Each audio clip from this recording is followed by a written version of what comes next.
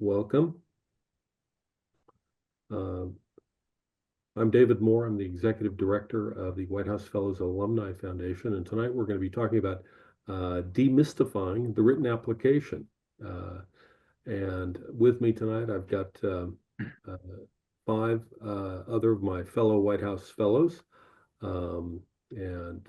Just to quickly introduce them, I have Sam Ayers, who served during the Biden administration at the Domestic Policy Council, Kate Van Dam, who served in the Trump administration at Housing and Urban Development, Mac McFarland, who served in the Obama administration at the National Economic Council, and Marissa Porges, who also served, I believe, the following year at the National Economic Council in the Obama administration.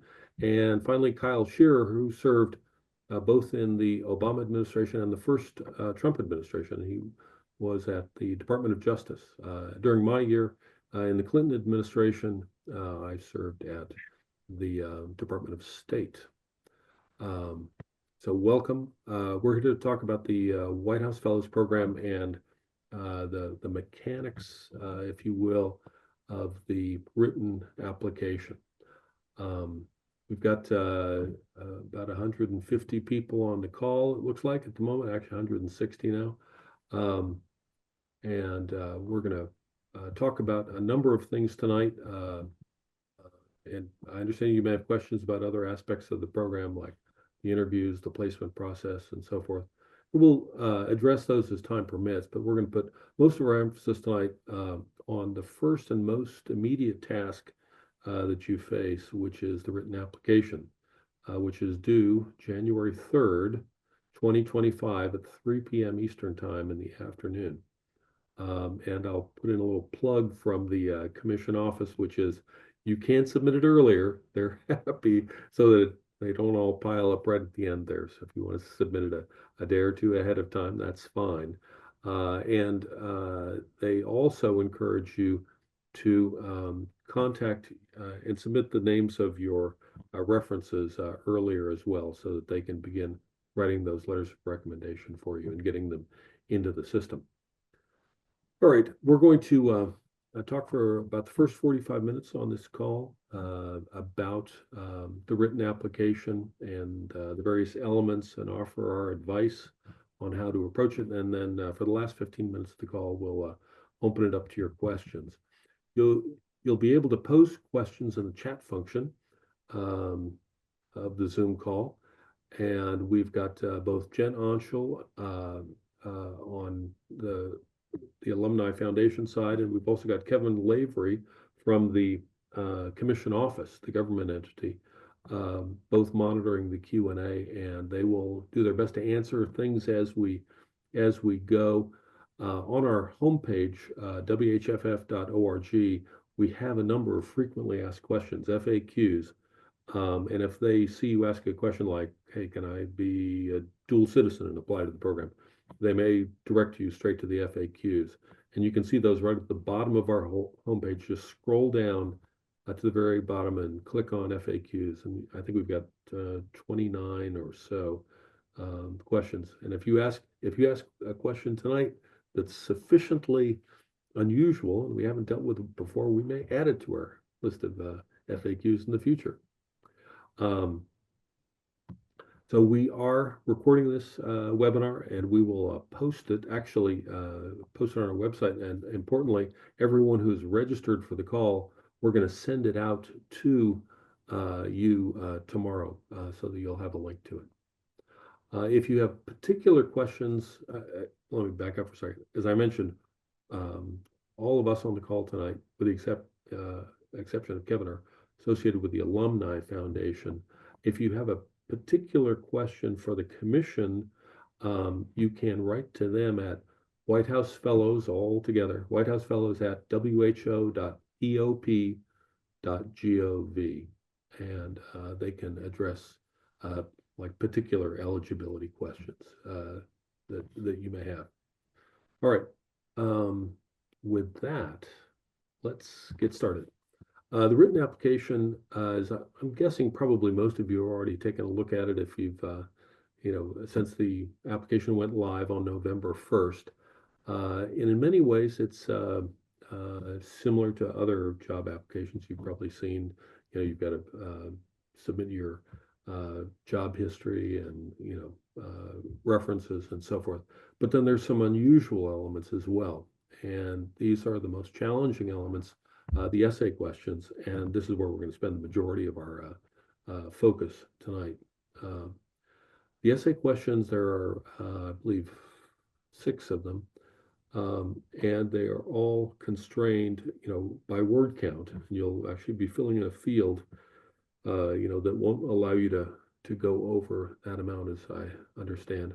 Um, so take the time to make sure every word counts, and polish these things and get them as succinct and as impactful as you possibly can.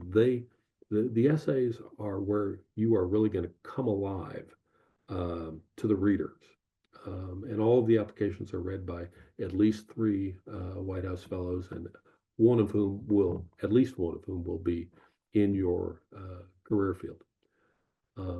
So this is how you really have an opportunity to show people who you are, and how you think, and answer the question in their minds: is this someone that I would trust to give advice and counsel to a senior member, a senior leader in the executive branch? Um, the essays, just to run through them real quick: your most significant professional achievement, your most significant community service achievement, uh, your lifetime goals, why you want to be a White House fellow, and perhaps the most difficult and the longest essay, a 500-word policy recommendation to the president. We'll talk more about that one in a minute. I think that's probably the sort of the crux, the most important element, most important essay in the entire application. So with that, let me begin by asking Kate Van Dam. And since Kate, you're going to have to leave us after about 30 minutes, I want you to start off. What advice would you have for people as they're tackling these essays, and some of the common things to try to balance? For example, how do you share your accomplishments on the one hand, but also try not to come across as too arrogant, or something like that? Absolutely. Yeah, David, thank you for the question. And first, I want to say I'm really excited to be here with everybody. Find me on LinkedIn if you have follow-up questions. The White House Fellowship, and not to be too cheesy, was truly like a life-changing experience. I'm a national security person by trade, and as David said, I got pushed at HUD, and I think I grew more as an American that year than any other year, other than when I gave birth to my son, maybe in combat. So really excited to be here with you all tonight. And yeah, I think this is an interesting question, right? I've read a lot of applications. I've helped people draft a lot of applications. There's a very delicate balance when it comes to what you're bringing, right? We all want to share our accomplishments, which is super important, right? This is a very prestigious opportunity.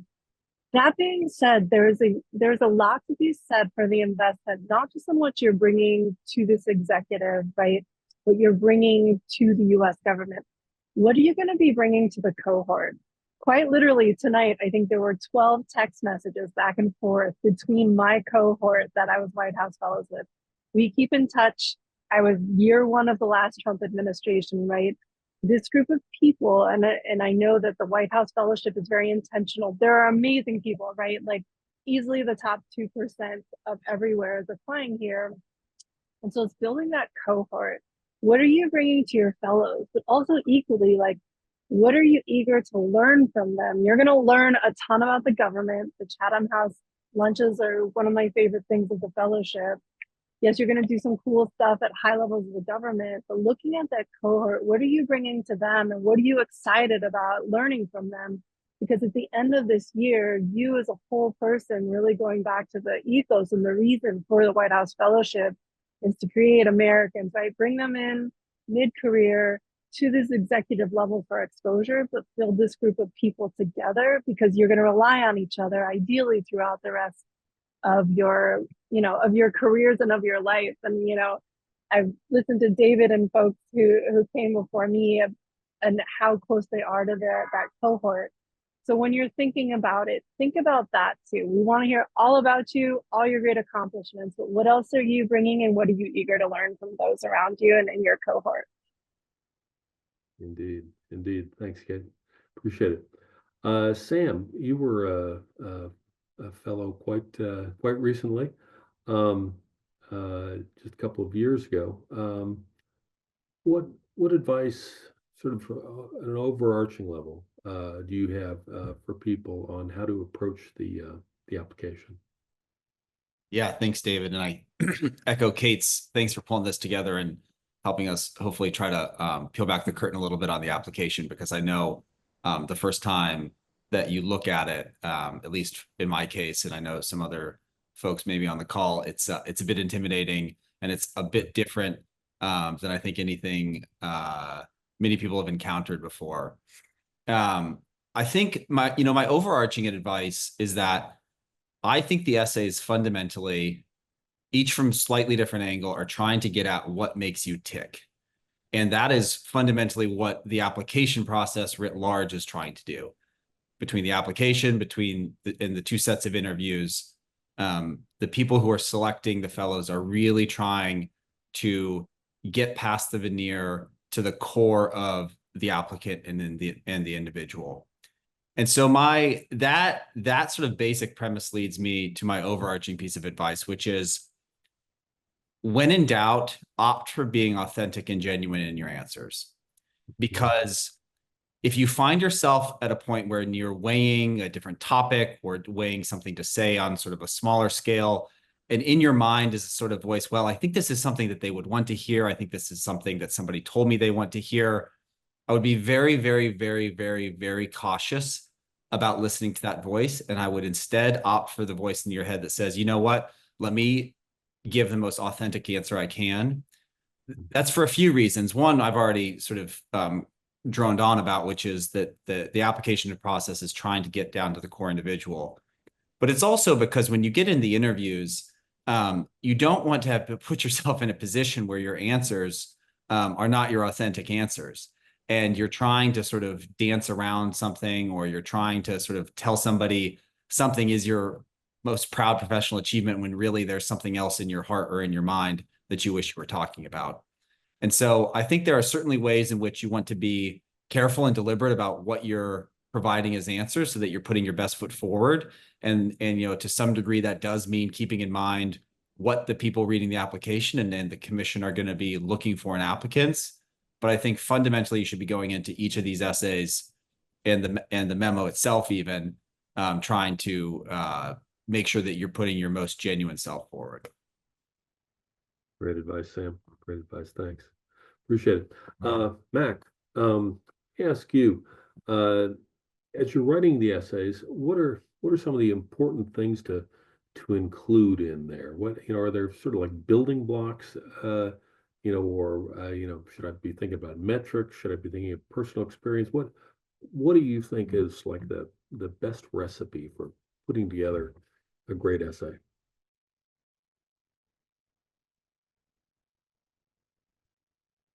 And Mac, check to make sure you're not on mute. There you are. Is that to me, David? I'm sorry. Yeah.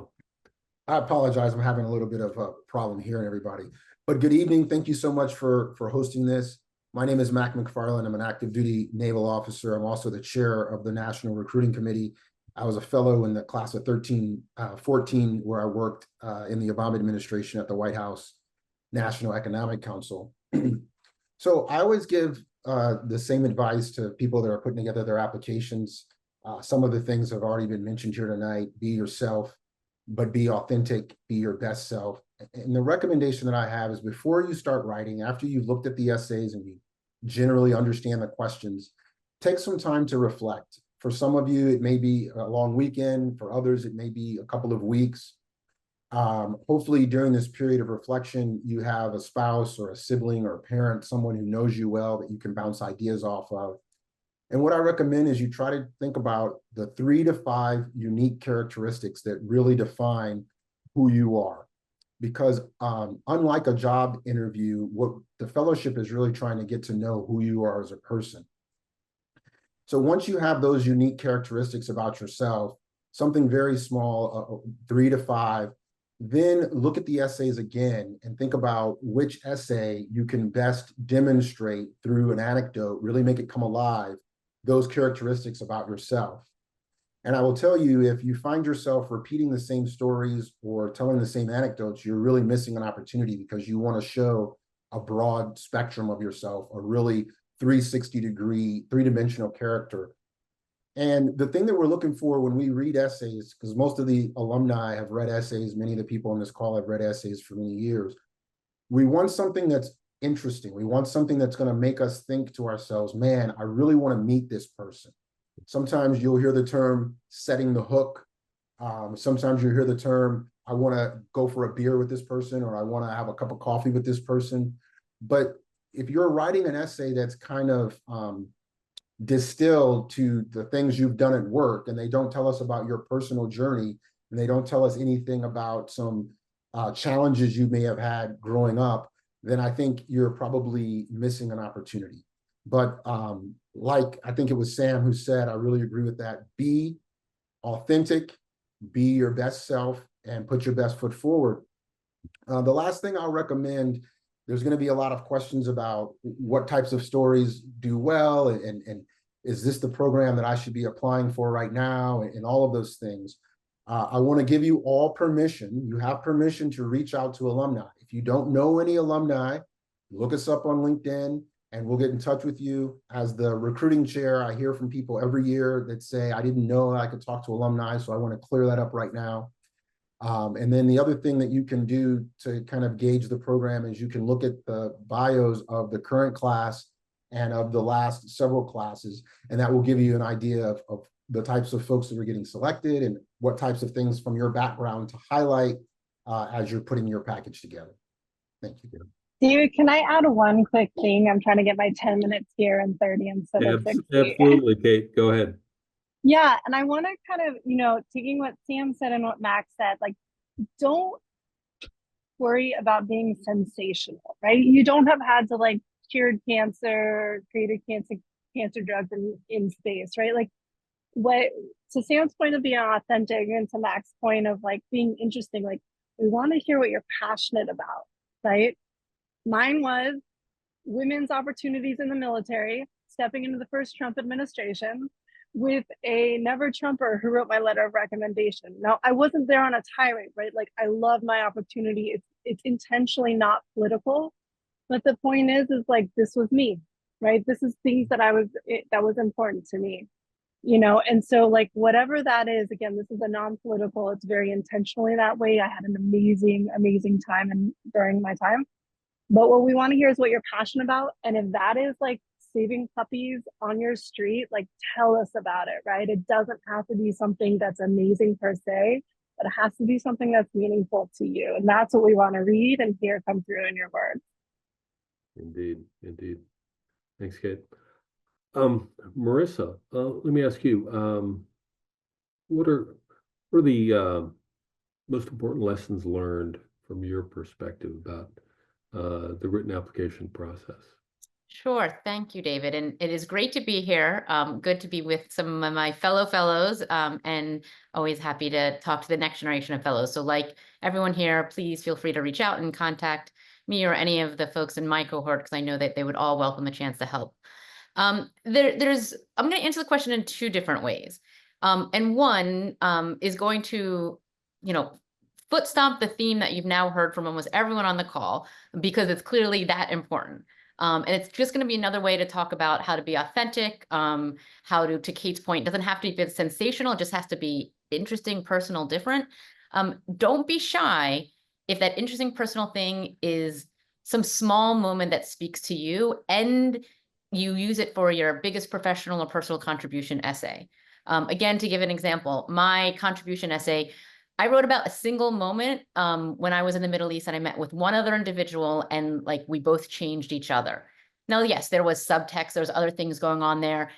frankly, the essay, I hope, made you want to hear more of the story to know what else was going on, right? The idea here is to hook the folks, like Max said, to get you into the interview round. But don't think it has to be, whether it's Keats Virgin curing cancer or even saving all the puppies on the street, right? It just has to be something that speaks to you and can be convincing as your personal or professional contribution. And that's for that essay in particular, but it can be used for all the essays.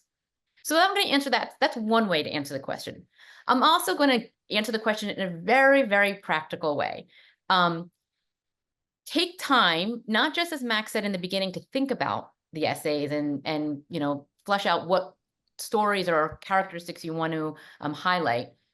Take a lot of time to iterate those essays and get feedback from others. Think about, it's not just 2 or 3, but maybe it's 5 or 6 or more people who you trust, who are in lots of different pockets of your life. So maybe it's a family member, a coworker, a mentor, your long lost, high school English teacher, like whatever it is who you trust to give you feedback.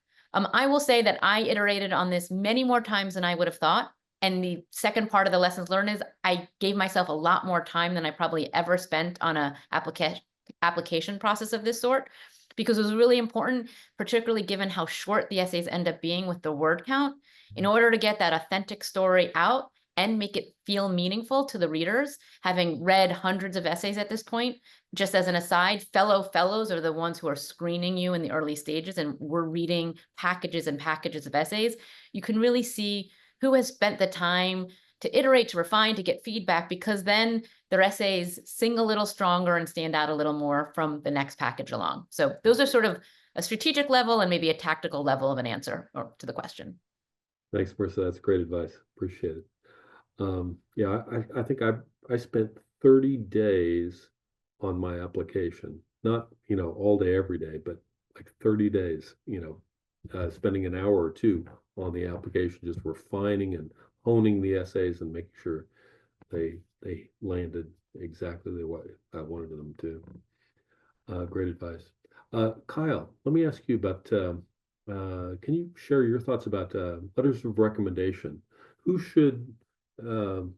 a good person to ask, and are there any sort of do's and don'ts about letters of recommendation that you would be willing to share?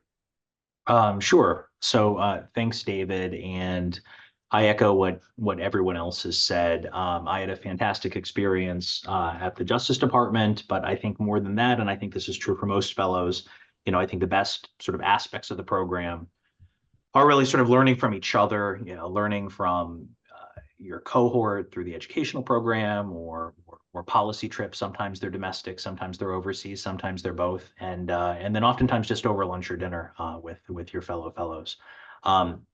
So I think when it comes to letters of recommendation, I think there's a couple of different approaches. If I'm not mistaken, I think you're required to submit 3 letters, and maybe there's an allowance for an alternate letter. And I like other folks, I've read applications in the past, and I think sort of a lesson learned, I think, of mistake that some folks make is to seek out really well-known individuals. Maybe it's your congressman or a general or admiral, a flag officer if you're in the military, or like a high-ranking political appointee in whatever administration, right?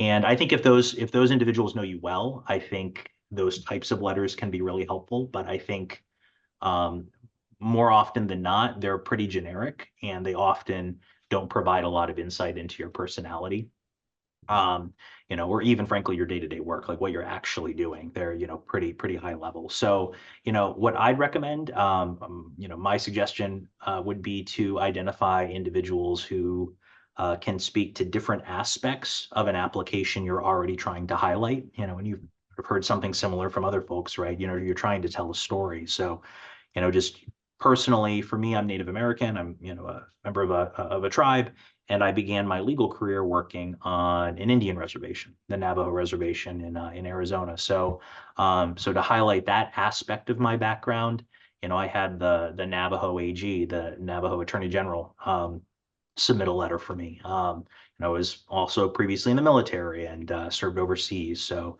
to highlight that aspect of my sort of professional life, I had my supervisor from when I was in Iraq, talk about the work we were doing and my contributions to that work, to the mission. And then I think finally, and I think, this is really a recommendation no matter where you're coming from. I'd suggest you sort of have someone who can speak to your current work. And so for me, I was an associate at a law firm in New York, and I had a partner who I worked pretty frequently with submit a letter. And again, he wasn't the managing partner. He wasn't the chairman of the firm. He was just someone who I knew well and could speak to my personality. And again, that's the approach that I took. And I think, sort of at a very high level, and again, you've heard it before, I think, the best way to approach it, and I think what's worked for other folks is, try to find people that can speak to different aspects of your background. And when it's all said and done, they've sort of told a story of who you are just from the letters of recommendation. So. Thanks, Kyle. That's great. Kate, I know you're going to have to depart here in just a couple minutes, so I'll ask you if you have any final thoughts you want to share, and then I'm going to talk a little bit about that that pesky memo to the president. Thanks. No, I don't think so, David. I love this advice. And again, authenticity, I know it's a totally overused word in this world, but that's what we're looking for. We want to hear more about you.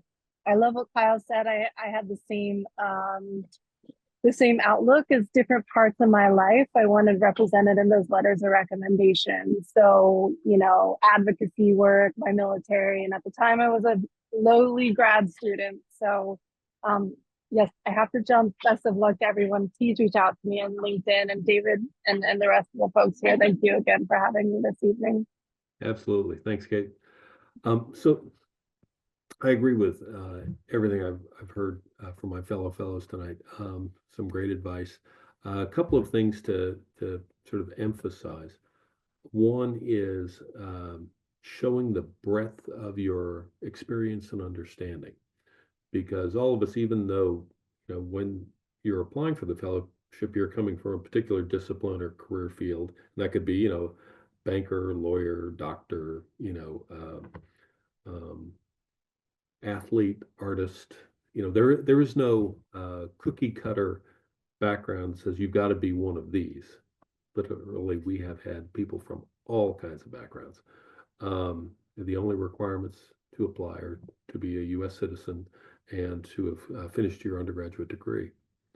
Now that said, I want to talk a little bit about the memo to the president, because that's a kind of a daunting one.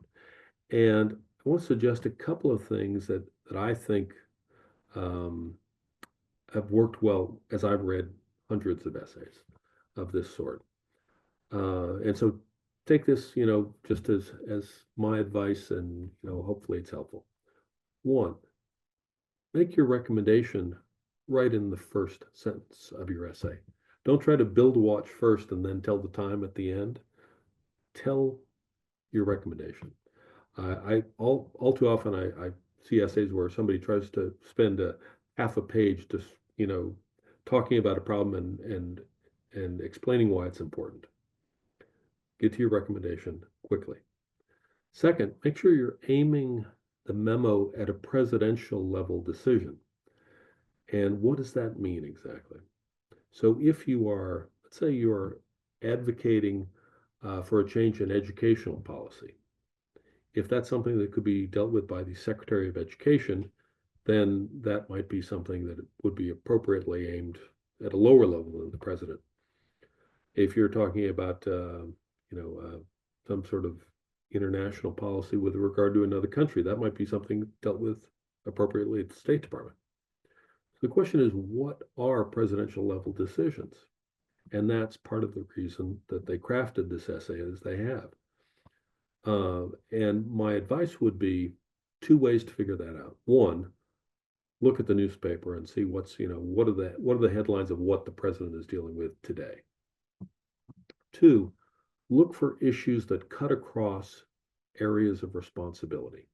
So if there is something that touches on both economic policy and foreign trade and international policy and perhaps defense policy, where you've got a lot of equities at work, and and relying upon each other, then that's probably something that has presidential level importance. Now, one thing people say is, "Oh my gosh, that's how could I possibly write something of that at that level?" And keep in mind that there are no cookbook solutions when it comes to presidential level decisions. If something is easy to solve and has a textbook solution to it, it's probably already been solved before it ever gets to the president. Which is both slightly terrifying, but also a little reassuring. Everybody's got to, who comes to the really difficult problems is coming to it, trying to do so with fresh eyes. And yours are just as good as everybody else's. So look at the kinds of issues the president may be facing and talk about in your essay about, what you recommend and why. Talk about the costs of doing so. Because if it's a great policy idea, why hasn't it already been implemented? Well, there must be some cost to it, either financial or perhaps political. And so identify what those things are. Show that you've done your research and your homework on that to know what the landscape is of the policy suggestion you're putting forward. Don't just say, we had to do this because it's a great idea. Well, that may be, but what's it going to cost to implement? Who's going to support it? Who's going to be against it, and why? Are there things you can do to mitigate any resistance or opposition to it? And the more you can identify those things in your essay, the more sound your argument will be. One final piece of advice on the memo to the president, and this is somewhat controversial. Not everybody agrees with me, and everybody, my fellows here, may well say I'm off base on this, but I suggest selecting a topic that's outside your area of obvious expertise. So if you're a doctor, I recommend you write about something other than medicine or other than a health related issue. If you're an educator, I recommend you write about something other than education. If you're in the military, I recommend you write about something other than foreign policy or military force. Use that memo to the president to show the breadth and range of your experience and insight, because they're going to know if they look at it and they say, "Oh, you're a brain surgeon." Okay, great. And they see that you've written about a medical policy issue or recommendation. They say, "Okay, well, this person knows medicine, has great depth of expertise." But do they have a broader understanding of the world? Because, as I said at the beginning, when they're selecting a White House fellow, they're looking for someone who they trust to give sound advice to a senior member of government. And so they want to make sure that you have expertise in more than just a narrow lane. And important as that is, and obviously you want to have demonstrated your capability in your chosen career field, but also show what else you can do. So that's my thought on those essays. Let me open it up to Sam and Marissa and Mac and Kyle. Other things you want to share about the essays and things that you've seen that either work well or don't work well that you want to steer people away from. Well, David, since you were just talking about the memorandum, and it is somewhat more of an unusual part of the application process, a slightly, like to add to the conversation here, I myself don't know if you have to go outside to your wheelhouse. So we'll differ in opinions there, because there is lots of interesting things that one can say in their area of expertise, if particularly if you are, passionate enough about what you do to apply to the fellowship. So don't think that you have to follow David's advice on that one to make it through the process. But Fair. That's fair. I will say that one thing to also keep in mind is even as it is should be a presidential level concept insofar as it's a big enough picture, crosses a couple departments or issue sets such that it would need that level of a decision maker. It doesn't have to, for example, bring peace to Earth. Right, like it doesn't have to solve all the world's problems. You can, in fact, pick a small issue that has those features. And in many ways, it's easier to write a 500-word essay on something that isn't solving world peace or some ginormous problem. So just keep that in mind. Going back to our earlier, like you can write about a single puppy, not all the puppies on the street. The same thing would apply to the memorandum as well. If you pick an issue set and there's a small piece of that issue, I think for mine, I was writing about the nonprofits, NGOs, and how government funding is, used and utilized. And there was like a small element that would help solve things or make things work better that required senior level and presidential level decision making because it affected lots of agencies. And it was convincing enough clearly, but I guess I just won't make the work too hard for you because it is still 500 words and you have to feel confident that you can both provide the answer that David said, like right up front, and then explain enough of it so the reader who may not have any idea what you're talking about, if it's not their issue set, understands enough to think, hey, they know enough about what's going on to be convincing. Here, here, 100%. Thanks, Marissa. Other thoughts and advice on the essays? Sam? Yeah, I would chime in on the why the White House Fellowship essay, because I might disagree just a tiny bit, David, that I think that might be the most important question. Oh, okay. And not least because I think it's the question that if you make it to the interviews, you're going to get repeatedly in some form or another. And so I would say a couple things about that question. One, and I can't remember if the prompt actually says this explicitly or not, but you should consider that question to be asking why the White House Fellowship and why now? Because there are a lot of people who are interested in the fellowship and qualified for it. But part of what the commission and the people interviewing you are trying to look for is why you need this experience now for your personal and professional growth to enable you to continue on a even higher trajectory than you're on now, to be able to serve in a way that you want to serve, to be able to go back to the business world in a way you want to go back to medicine, education, et cetera. This is, I think, really crucial for you to be able to articulate both to yourself and to the people reading the interview. Reading your application. And so I would think really, really long and hard about it. And it may be, and I know this is the case for some people that I've talked to and even some people in my class, that if you think long and hard about it, you may come to the realization that this is actually not now. This is not the time for you to be doing it. And in fact, you should be waiting a few years because that's when it makes more sense in terms of your personal and professional trajectory. And so think really hard about why it is that you're looking for this opportunity to be with this cohort, to be able to experience this year of service at this time. And the other thing I would say about that question, and I'm curious if the other fellows on the call agree with me, but I think you should really try as much as you can to hit on all aspects of the fellowship experience in that question. And this is tough in a short amount of space. But as you learn more about the fellowship, and you can see this through the materials on the website, it has three components. It has the placement, it has the educational programming, and it has the fellowship component, the camaraderie that you gain by being with a cohort for a year and then hopefully sort of for the rest of your life.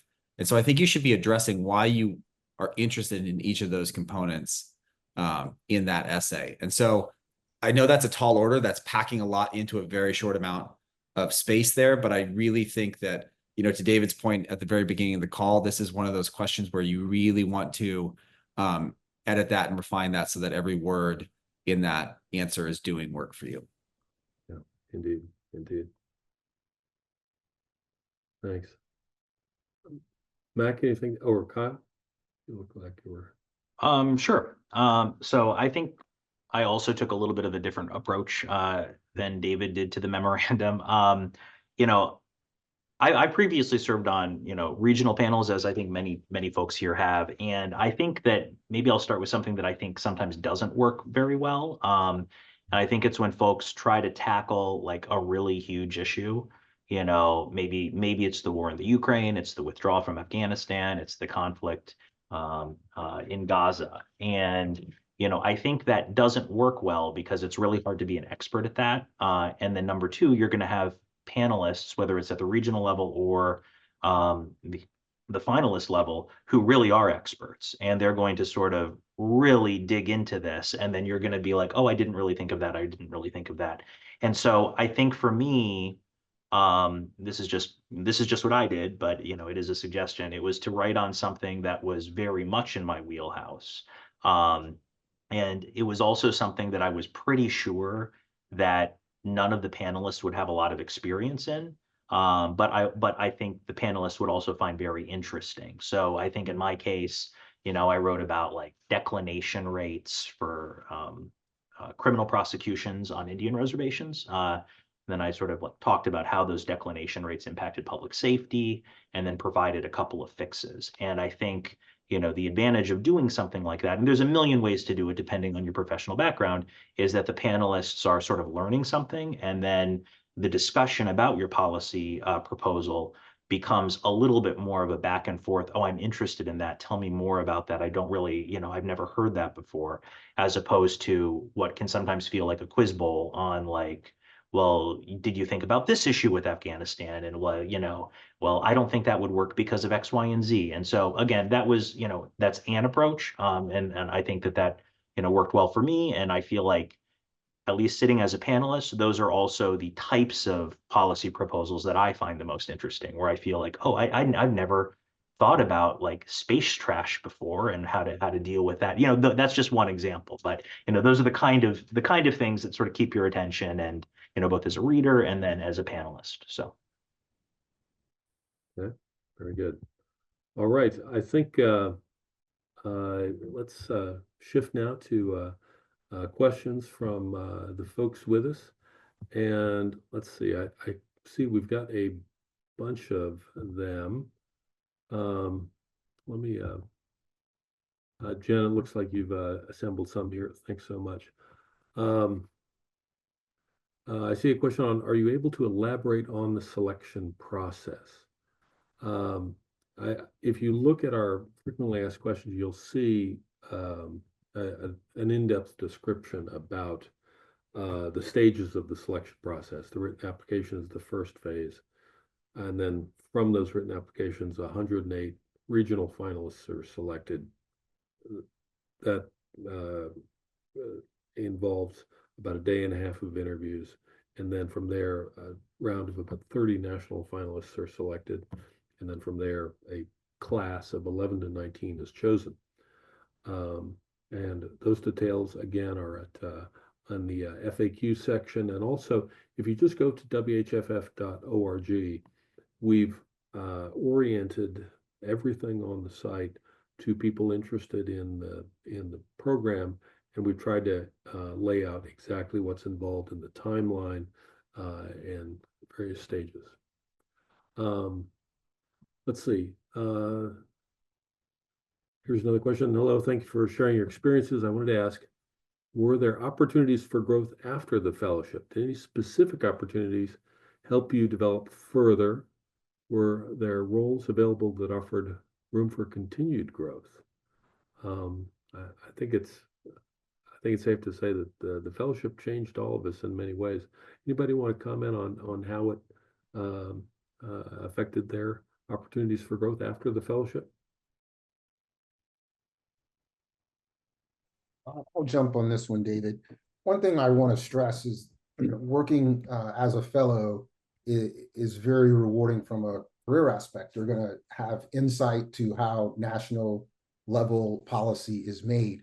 But I think most fellows would agree that far and above, the best aspect of the program and the most enduring aspect of the program is the friendships and the relationships you make primarily within your class of fellows, but also in the larger community of right around 850 fellows from the program's history. And so just some very brief examples, you know, all of the kids that were in my cohort, they all call me uncle. We get in touch and we stay in touch, as some of the other fellows have said here on the call, very frequently. Sure, people have been able to work together to start companies. People have started nonprofits together, but it's really the friends that you can call and rely on at the bad times when you're having difficulty, or to celebrate your victories, that I think are by far the most important part of the program. And that definitely goes on for many, many years. We also, of course, get together once a year at the annual leadership conference, which is a wonderful opportunity to meet fellows that weren't in your cohort and really expand the networks. And then we also have generally, not always, but generally an international trip from time to time. And we meet at the presidential libraries as well. And I have never called a White House fellow, past or present, who has not taken my call and eagerly been excited to help me out with whatever it is. Thank you. Thanks, Mac. Appreciate it. Kyle? Sure. So I was a transition year, and I think every fellowship year is sort of unique to the fellowship, and every fellowship placement is unique. And so, yeah, I was working in the office of the Associate Attorney General, and was working mostly on like Indian affairs issues, with also some interest in Puerto Rico. They were going through a plebiscite at the time, and we're litigating something called PROMESA, which is their bankruptcy-like protections. And those things were fairly nonpartisan. Those things continued from the Democratic administration into the Republican administration, and you were able to really contribute in a meaningful way, especially because it was a transition. Lots of folks were out. There wasn't a lot of staffing up, particularly through the first 3, 4, 5 months of the fellowship, and so you were able to meaningfully contribute, which was great. And then for me, that led to an opportunity to serve as the Deputy Solicitor for Indian Affairs, as a political, which is a job I did for the next 3 years. And I think it's as a result of that experience that I'm now a partner at a law firm, and I co-chair our firm's Native American law and policy practice. So for me, the White House Fellowship was incredibly meaningful on a personal level, but also at that professional level. So Super. Here's a question. It's a good one. Can you discuss what your day-to-day looked like when you were a White House Fellow? What was a typical day like? Marissa? Sure. So I'm smiling, and I'm smiling at Mac because I think this is where we would exchange some great stories. I had the good fortune of being at the National Economic Council. So I was right there on White House grounds in the EEOB, and my day was doing the same work as the policy advisors who were serving the NEC. It's a small team, less than 30 people. I think we were like in the mid-20s at the time in terms of the numbers. And I had a portfolio of programs and projects and policies that I was helping put forward and tee up for solutions. I worked on helping close the digital divide. I worked on some tech policy, cybersecurity, and other issues. So a lot of my time was spent doing the day-to-day work of a civil servant or a political appointee. I worked, alongside both of them in the halls of the White House and the EEOB. Simultaneously, we had the great fortune of stepping off of those grounds on a daily or weekly basis to go have lunches with senior officials around government or from outside who came to meet with us, go on the trips that Mac described, domestically and internationally, have moments socially and professionally with fellow fellows of the current cohort and prior cohorts that really help you grow personally and professionally in like unique ways that would take much longer than we have tonight to describe and talk about. So that's where the stories come in. So it's a combined, really unique professional experience as a way to, I call it my Willy Wonka year. It's a golden ticket where you get to choose a really unique experience. My background prior to this was national security, cyber, counterterrorism, and Middle East. It wasn't any of the domestic economic and cyber policy and tech policy I was working on. And that's what made it so exciting. So a lot of it is that hard work. And then a lot of it is the hard work of the fellowship itself and the cohort and those professional experiences. Indeed. Let's see. We have got a bunch of questions here. I'm just trying to scan through them and pick out a couple. On average, how many years of experience do fellows have? I recently graduated from grad school with my master's, and I'm interested in becoming a fellow, and I have 2 to 3 years of work experience. I'd say then it's probably a good time to start looking seriously at the fellowship. I think the average age is about 34 years old, but it can vary from late 20s to, we had in my class, we had 2 fellows who were in their 40s. Most were in their early 30s. It's designed for people who are early in their careers, but who have already demonstrated significant leadership and accelerated development in their chosen career fields. And, it's not too early to plan ahead.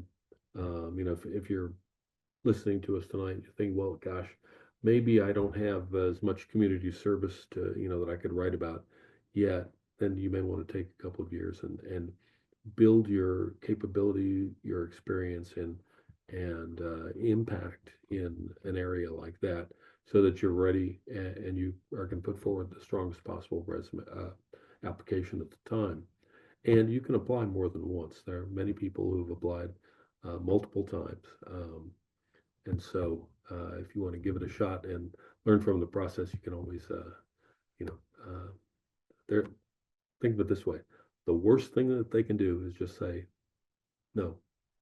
I'd say give it a shot if you're interested in applying. Here's another interesting question. Can you give us examples of questions that were asked during your first interview?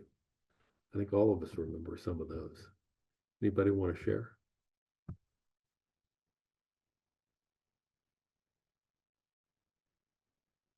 Mac? I'll jump in. So I during my interviews at Nationals, I was asked questions from things that were in my wheelhouse as an active duty military officer. I was also asked questions about physics and planetary sciences. I think that was right around the time we were deciding that Pluto wasn't a planet. And so I was asked questions about that. I was asked questions about what books are by my nightstand, what are my current, what's my favorite poem, so all types of things. One thing I really want to stress, I was talking to a candidate or a fellow a couple of years ago who had applied twice and had been through the system, and she was a professor. And she said she was expecting the interviews to be like, tell us about your research, what grants have you gotten?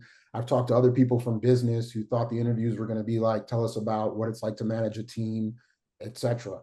These interviews at regionals, they are locally prominent people, and most of them have transitioned. All of the regional interviews are done by Zoom now, but they're in different panels around the country, locally prominent people and a lot of alumni.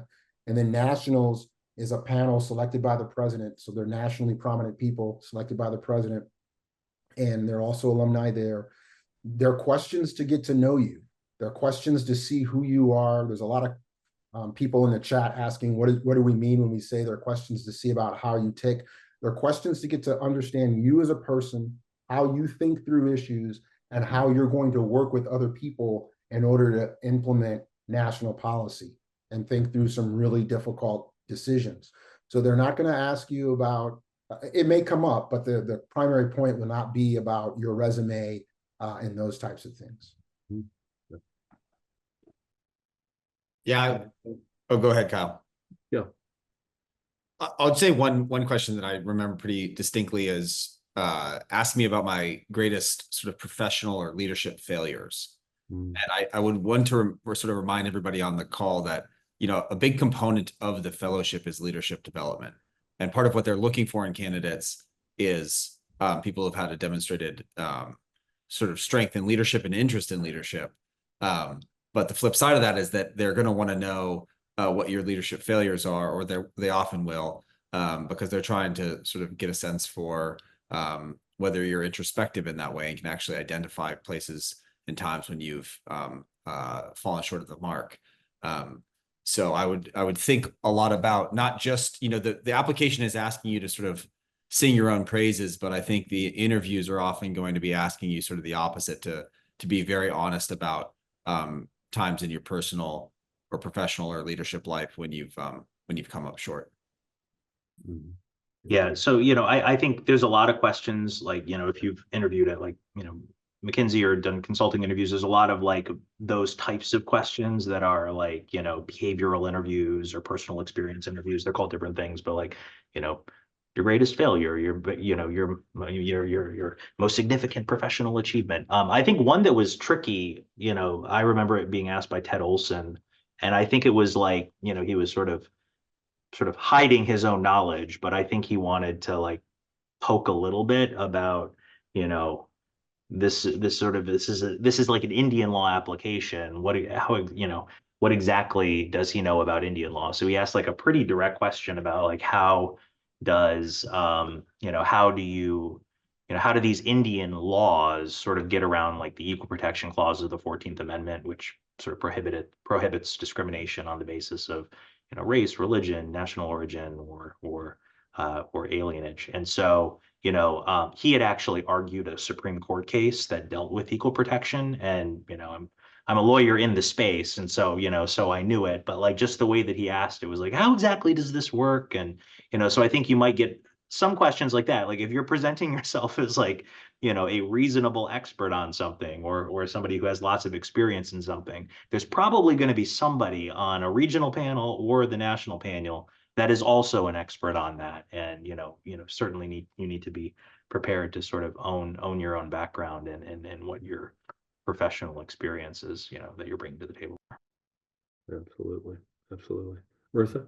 Yeah, another element to keep in mind goes back to the theme that we've all been touching on throughout, this idea of the authentic self you're presenting, the personal nature of both the program and the application process. There will definitely be questions or element of the interview process, because elements of the interview it's part of how you interact as a colleague, as a person, as a human with those around you. And so whether it's those behavioral questions about points of failure, or they get to know you things that seem really benign. The idea here is to be real, and to be like normal, and to be the kind of person that you're going to want to welcome into a community that is a relatively small community that stays together for many years, but particularly a cohort of 12, maybe 10 to 14 people that spend a lot of time together over the course of a year. And so part of it is a screening process for that, to make sure that you're that real, authentic, nice human that is going to relate to a handful of other very exceptional, very accomplished, but real, nice, authentic humans, for lack of a better way to put it. Yeah. They're picking a team, not just individuals. That's absolutely right. That's a better way. Thank you, David. A team. Love it. Good team. I saw a couple of questions I want to try to address here quickly. Craig Sabbath asks, I'd like to promote my recommenders as much as possible. What were your experiences helping your recommenders craft letters of recommendation? Well, this is a big area of caution, I would suggest. The kiss of death on a White House Fellows application is if somebody reads 2 letters of recommendation and they have the same wording in it. If it looks like you have written something and someone has just signed the bottom of it, that's a very bad sign. So on the letters of recommendation, in terms of preparing them, Craig, what I would suggest is make sure that you choose people who know you well. Ideally, people who don't have to ask, oh, so remind me all the stuff you've been working on, because they already know. If they don't, I would, give them, the information, but I wouldn't craft a letter on their behalf for them to sign. That's exactly what they're trying to get away from in making the letters of recommendation confidential. So, let's see. And Victoria asks, thanks so much for hosting. I'd love to hear about everyone's favorite memories from being part of the program. Anything stand out that you guys would like to share?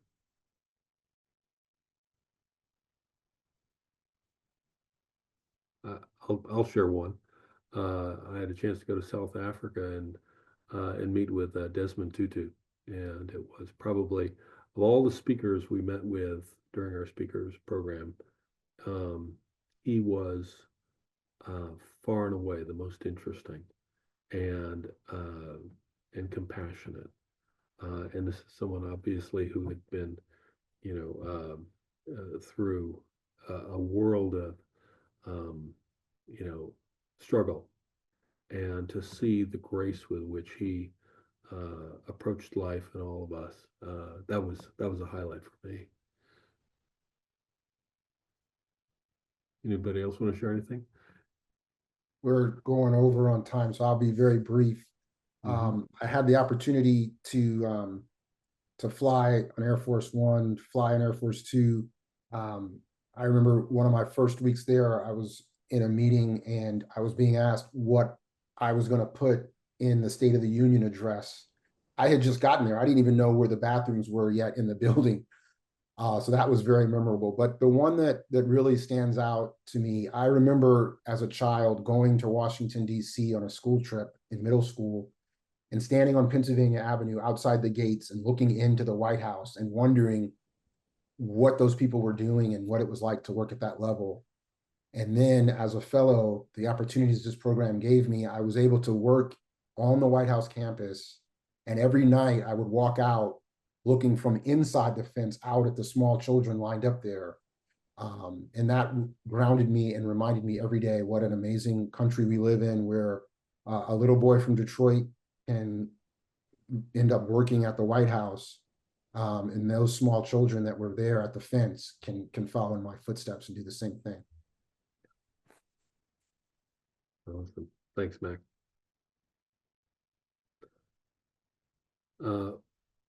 Let me get to one other one here. John Claiborne asks, what are some of those significant ways in which past fellows have made a lasting impact on public policy and government? Well, if you just look at some of the folks who are currently serving in the Biden administration, you know, it gives you a pretty good answer. Kurt Campbell is the Deputy Secretary of State. Lael Brainerd is the head of the DPC. Carlos Del Toro is the Secretary of the Navy. John Feiner is the Principal Deputy National Security Advisor.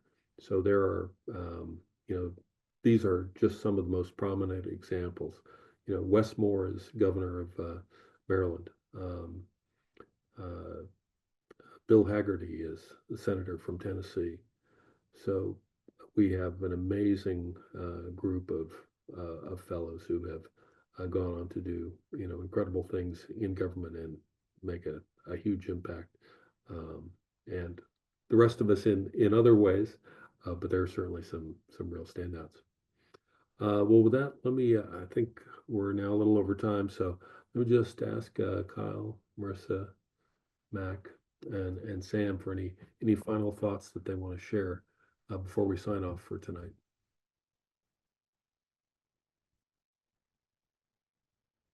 I'll just say very briefly, if you're at all interested in applying, definitely take a chance and jump in. Every year we talk to people who said, I didn't think that I would be accepted, but here they are. Reach out to alumni, reach out to friends and family.